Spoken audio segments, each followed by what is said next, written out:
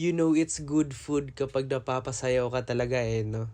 Ang cute mo, love. Ito nga pala ang naging kahati ko sa puso niya that day, strawberry panna cotta. Samahan nyo kami tikman ang Thai food from Bangkok, now in Baguio. Dito lang yan sa Greyhound Cafe, SM Baguio. Gaganahan ka agad kumain with their namprik ong appetizer. Super crunchy ng chicharon and super bagay siya sa special sauce nila.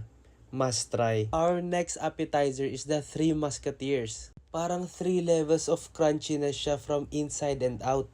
Ito ang sure ako gulay ang laman pero hindi ko to tatanggihan. Start na tayo sa main course with yum spicy wing beans. Main thoughts nung kumakain kami nito, pasabog ang lasa guys. Ang dami nangyayari sa palate mo. Tapos sa dulo may kick ng anghang siya.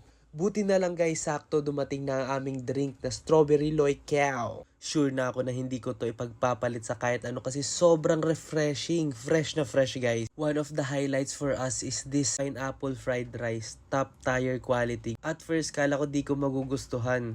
Pero grabe sobrang bagay pala. Itong pad thai naman nila, to die for. Babalik kami dito, ito agad ang una ko o-orderin.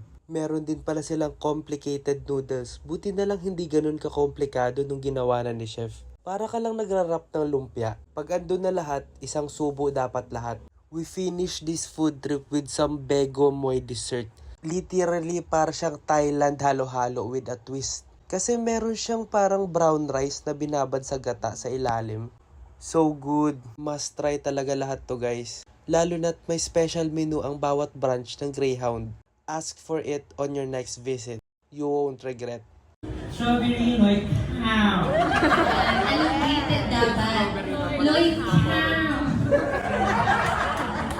Kumbaga, nahihiya nga ako lumapit sa kanila.